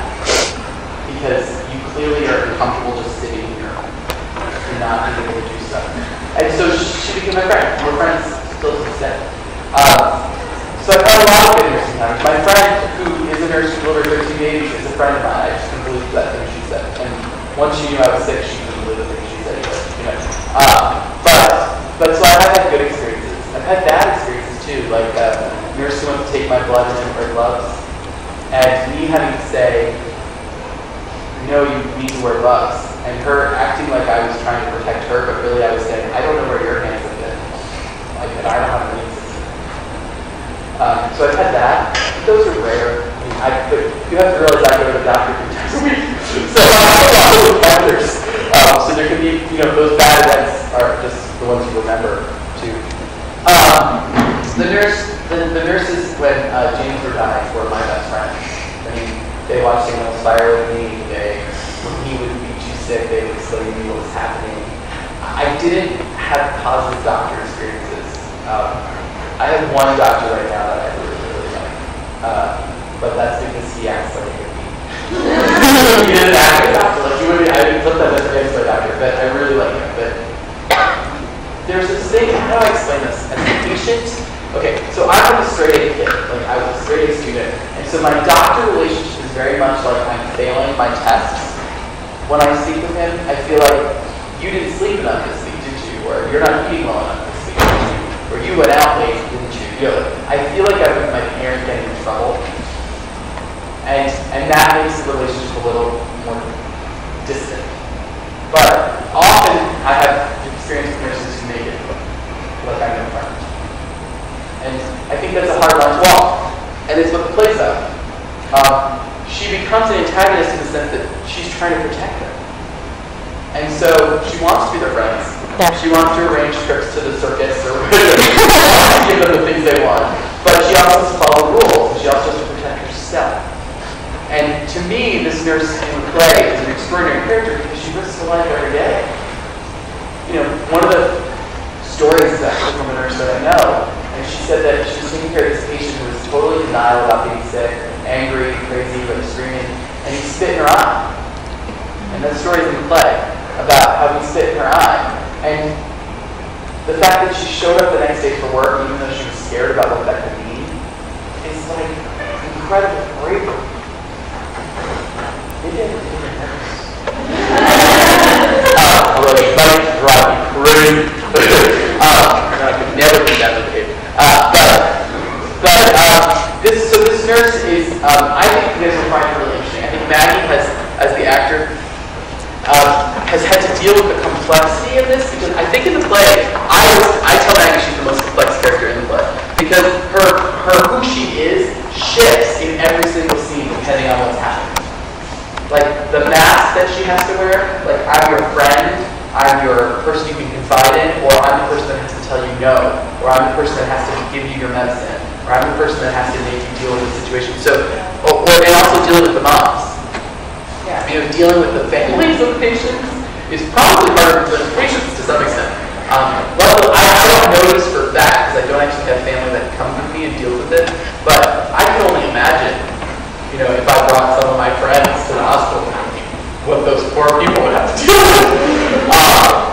Because there's that fear of disease and the fear of what's happening to their loved one. So, I don't know, maybe I can let you talk a little bit about it, but this character in play is hopefully is very complex and you can never tell exactly where she is. Right. Well, I have a question for you guys because Steve knows I struggle with this because I'm the type of person who, my heart's in everything and, scratching them. Oh my God, please stop. And I want to, as an actor and as a person, and, my proud as a nurse is I want to hug these people and hold them and never let them go. And so I had to think about, well, what's my job? I can't always be that person to hug them. So what is it? I don't know if they teach you this or if it's something that you learn. How do you know what that boundary is?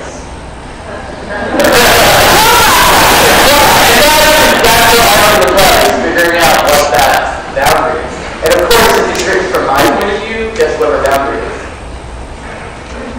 Be a human being first, but that's probably not what everyone else teaches you. But again, you're getting a biased opinion of a person and the patient. So, the hard part in play is there's literally the big climactic moment in play is one of the patients starts screaming at her and she's like, "You're not my mom." And she's like, "Well, I change your diapers and I feed you and I give you your medicine and I have that role in your life." And this is a 19-year-old girl who's a patient. And all she wants to do is go to McDonald's. The nurse is like, "No! The disease is in McDonald's!" I use some love, of course I like McDonald's sometimes. And one time I had breakfast and I got my face blew up like 3 times its normal size from infection. And so this is like McDonald's actually told her, but that's all she wants to do. She's dying, she's 19, she wants to go to McDonald's. And the nurse is like, You can't go. "No!" And of course me as the writer is like, "No." She goes, "Go, you gotta go. What does it matter, right?" But for the nurse, her job, everything in her life tells her, "No, don't do that." And so the play really is for her about coming to terms with that, And at the end of the play, I think she's transformed by the experience. Yeah. I actually think that she's crossed the line to a certain point where now she cares way too much about them to have an unbiased opinion, to know that this is exactly what they need. And it's difficult as a human, too, to try to say, yes, this is best for you, and I know what's best for you. When really, as that patient, as somebody who's dying, really it's not. For them. For them. It's like me and my vaccination. If I had said no, I wouldn't have met God Bless. I wouldn't have gone to that church in Kenya. I also probably wouldn't have been really, really sick and luckily survived. But I wouldn't have done those things. And for me as a patient, those things are more important than having more time. But that's, again, my opinion. Yeah? Did I answer your question? Okay, good. Any other questions? Someone over here had a question before we got on the nurse. Yeah. Yeah, mine is just besides I know you spoke a lot in Africa and besides writing a play, what else have you done in the U.S. to open the dialogue about HIV/AIDS? Sure. I do a lot of high school stuff. I'm running a anti-bullying program in the Adirondacks in upstate New York. So here's an interesting story. So I come back from Kenya, where I just did this amazing thing. And I quit my tenure job at the University of Miami, where I was making $100,000 a year.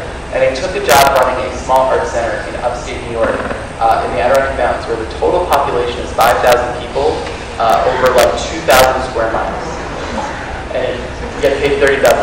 Took $7,000.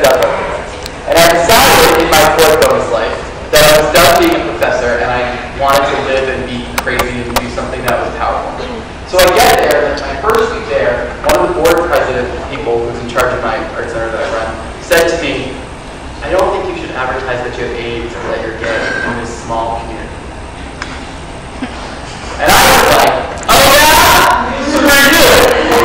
Fire! Go ahead!" And so, of course, the first thing I do is I live out loud.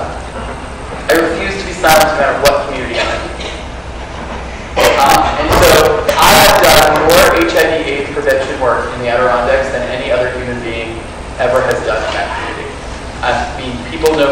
gay person, they know a person with AIDS, and just before I came here, like 3 weeks ago, I got a phone call from a woman in the Adirondacks who has only gone to high school. Remember we talked about rural, impoverished areas? She called me up and she said, my brother just called me, and him and his wife just found out they have AIDS. And she's like, and I didn't know, if I didn't know he would call you, I wouldn't know what to do. So that's the step one, is we have to go to those communities and we have to engage them. And it's really hard because the quality of life there sucks. I'm the only gay person for 2,000 square miles. Literally, I feel like the only gay person for 2,000 square miles. Well, there's lots of lesbians in Adirondacks, but not a lot of my type. And so that's the first thing I've tried to do, which is go to these communities and live in these communities. The other thing is I run a lot of children's programs. And one of the things that was really interesting about running these children's programs in Miami and in the Adirondacks and in Syracuse, where I also work, was people often say to me, well, it's a kids program, you can't tell them you're gay. That's what people think. It's like the dirty, it's like I'm telling them about oral sex, like how to fillet each other. Or if you tell them you have AIDS, the parents will pull the kids. And so I made the choice a long time ago that I was going to live my life as I am. And so 13-year-olds and I have conversations about AIDS. And I can tell you that those kids in my theater camp or those kids in the rock camp I run are less likely to get AIDS because they know me. I do an anti-bullying program in the Adirondacks, which is also secretly an HIV/AIDS education program.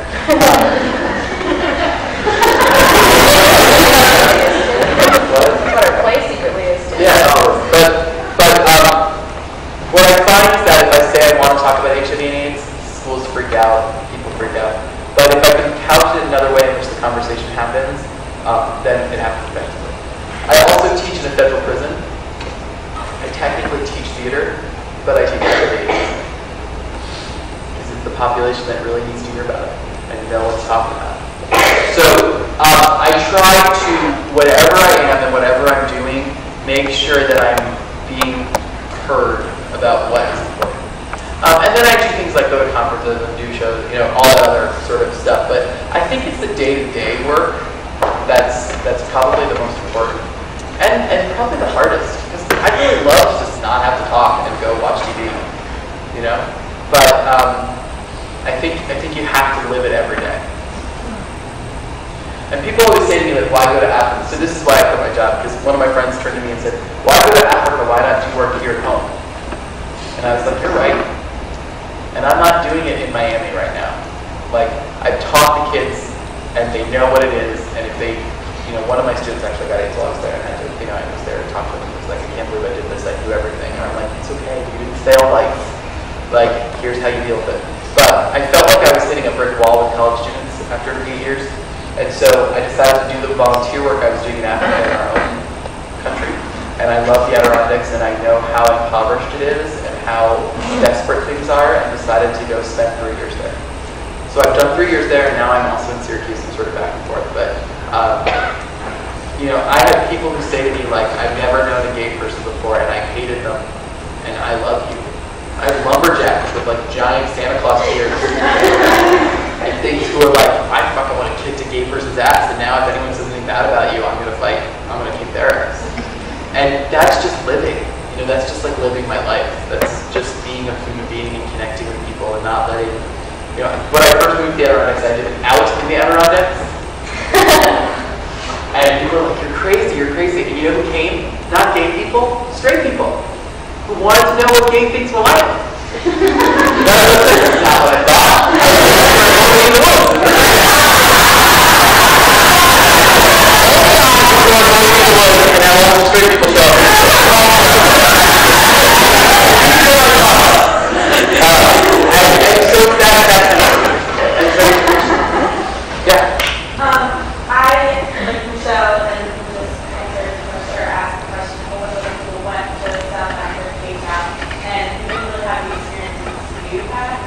but we did have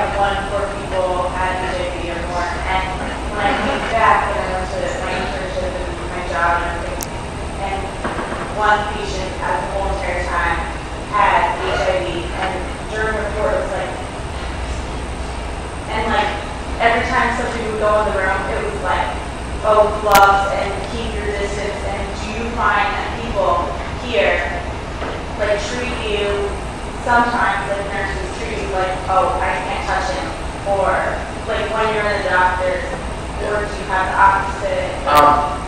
Human contact for me is so significant. And the play has this in it, you guys won't see this in it, but someone just like holding my hand is like having sex.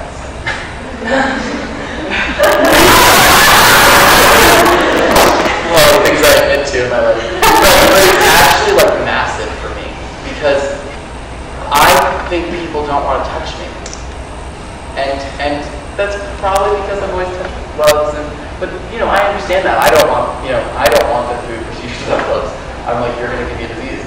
I don't know what you do at home. It's probably dirtier than me. But it is a big thing, and it is a really, when you are perceived as something dirty or evil or disease-ridden, and it's just a perception thing. Like, I expect you to wear gloves when you're doing your procedure with me, but I don't expect you to wear gloves when you shake my hand goodbye. And I'm the kind of bitch that's like, you can take off your gloves. I mean, I say that. But I have had that experience. But I haven't realized, like, so actually had it happen to me yesterday.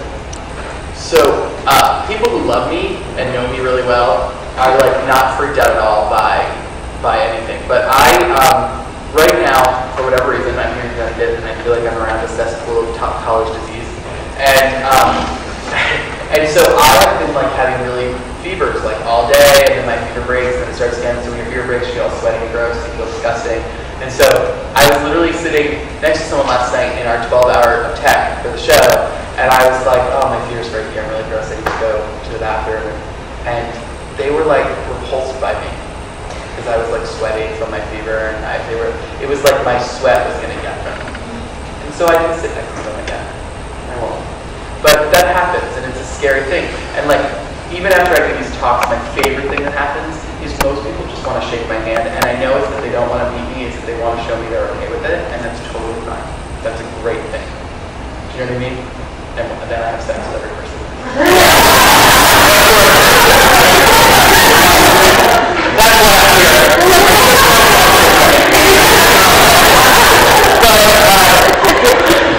But yeah, it's a definite problem.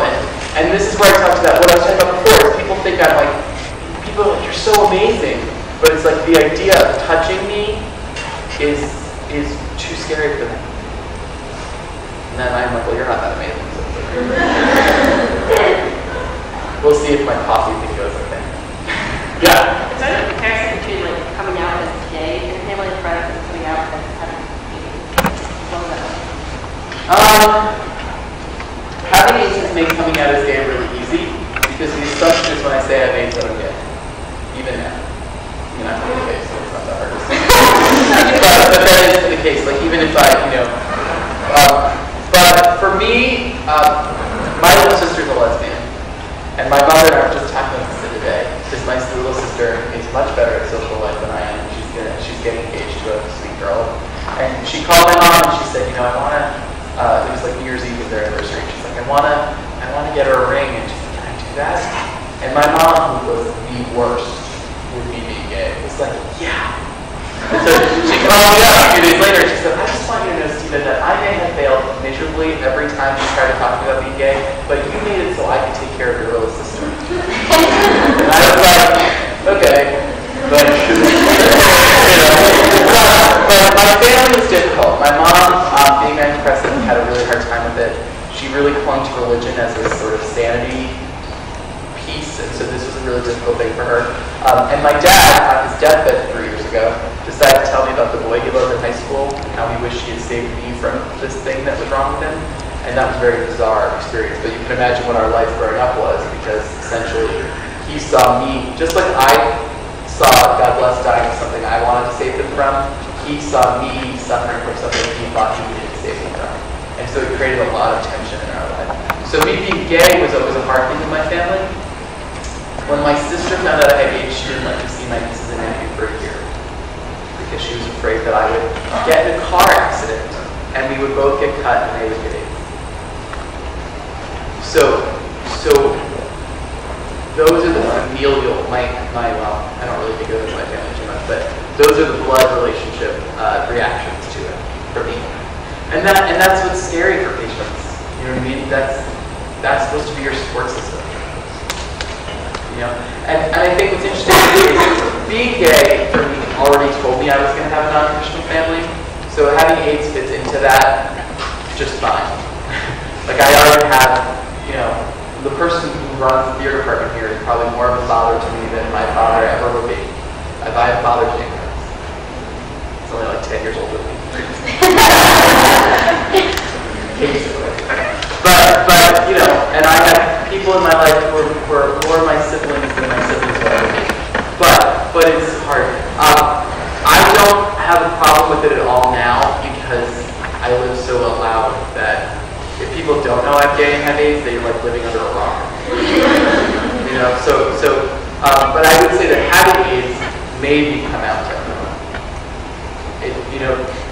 Being gay was not the thing I was an activist about. I wish it was. I should have been. But having AIDS is what changed that for me. Does that make sense? Yeah.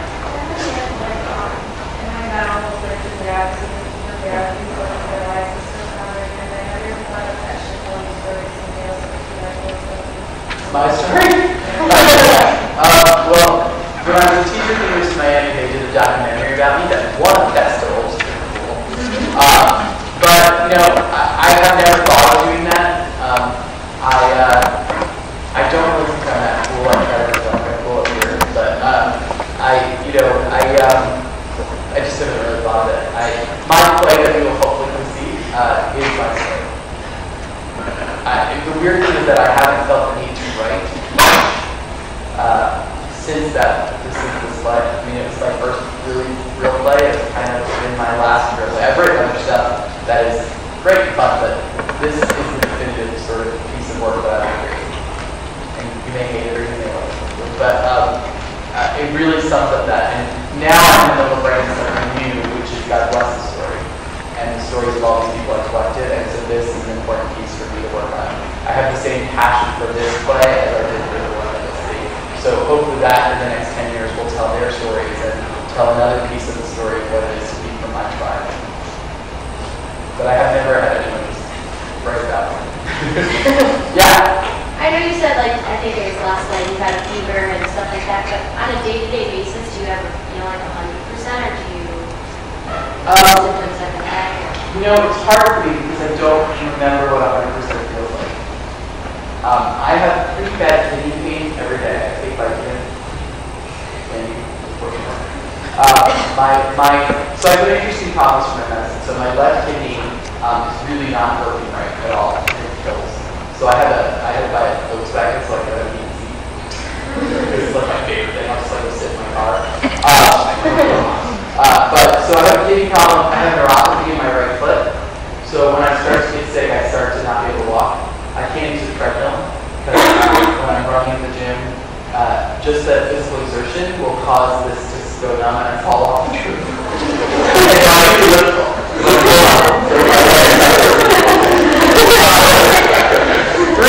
Three times to figure that out. I'm often with a low-grade fever currently, and this is again because my immune system is. My immune system has never been in peak form through this whole process, and it goes up and down depending on. You know, if I get cold, that everything dominoes. So like a cold for me leads to kidney pain, like a week later leads to neuropathy. You know. So and then I have this infection that I actually have from Jonathan that's in my sort of jaw here. And so when my immune system gets weak, this gets inflamed and it hurts to talk. And so I feel like an old robot or something with all pieces of working, but I just don't go. I think the most common thing are fevers. They usually happen when I'm tired. I'm usually more prone to have fever in the evening or the afternoon. The trick for me is like I can't take antibiotics every day. So it's about like what is manageable, what can I take some severe cold medicine for, you know, when is it this point when the doctor's putting antibiotics? Is it that whole other thing? And really, I think another piece of the AIDS crisis that's going to happen is this medicine management. You know, like I think I said in the beginning, no one planned for me to take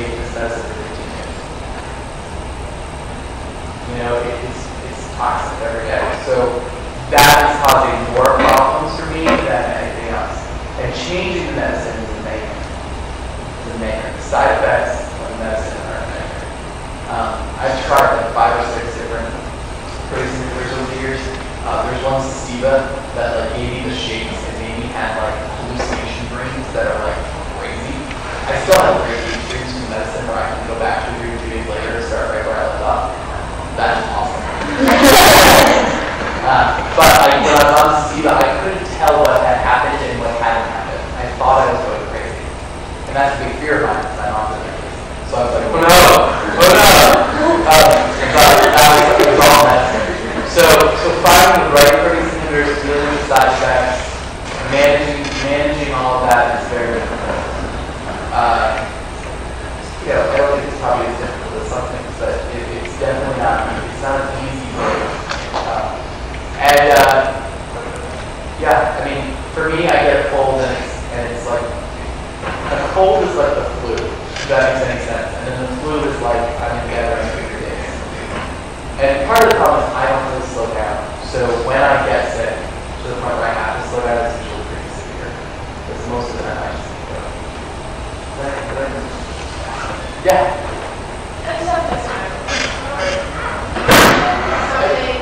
You have something purple under your arm, and if you made it sound like it was from HIV, I was just wondering what caused that. So there's sarcoma lesions, and what happens is when my immune system dips. So you guys all know the difference between HIV and full AIDS, and it's just like a technicality, really. But people get really confused by this, and I'm like, it's kind of a technicality that doesn't really work anymore. Is my experience with it. So when I was first diagnosed within the first 5 years of being sick, when I was on medicine that wasn't working, my immune system dropped and I was like in the hospital for 3 weeks and I was like ready to die and dying of full AIDS because my T cells were like 150 or something like that. But I technically still have full AIDS because I had it. Do you know what I'm saying? Like even though my immune system is gone out with medicine, it's like this weird to me, and I'm not a medical professional, but it feels like to me it's this like outdated way of defining something that has existed with the medicine changing. Does that make any sense? Like I don't understand it from a person point of view. It's sort of like, okay, so on my chart it says AIDS, and my T cells now are sometimes 1,200, sometimes 1,300. That's like my range of where I usually am. I forgot what the question was. Oh, this is sarcoma. So when my immune system drops, I develop the lesions. It's just like a neuropathy. I also have toxoplasmosis infection, which 50% of you have in your cat.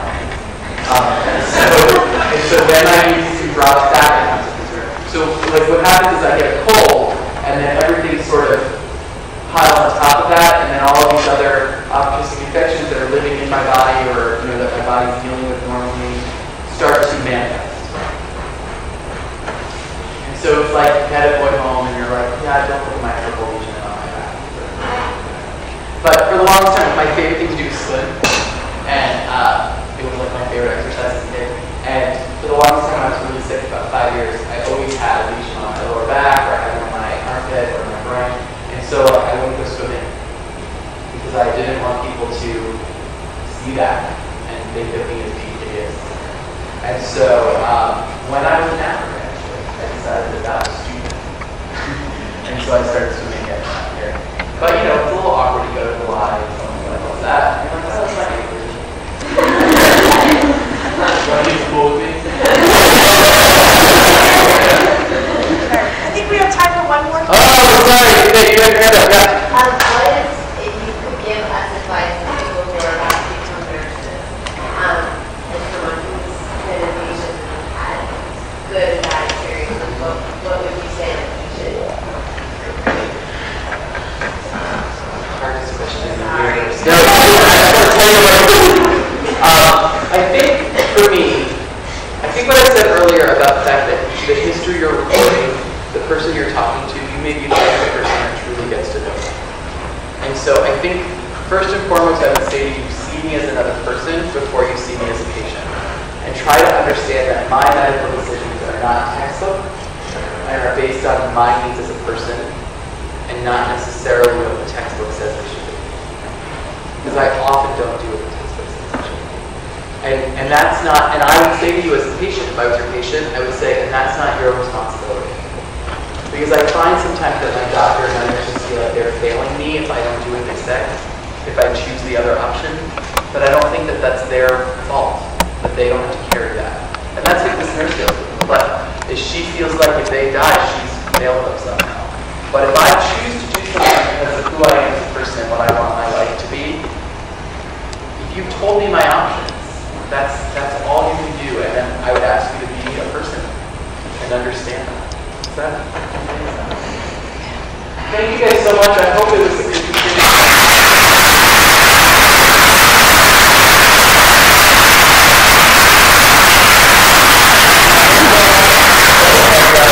have opinions about it? And I'm pretty sure we're going to be doing the talk back. Yes, we'll talk back. So it will be, after the show, there's going to be an opportunity to discuss what you saw and ideas and things like that with the panelists. So it should be pretty interesting. Thanks again. Thank you so much. Thanks, guys.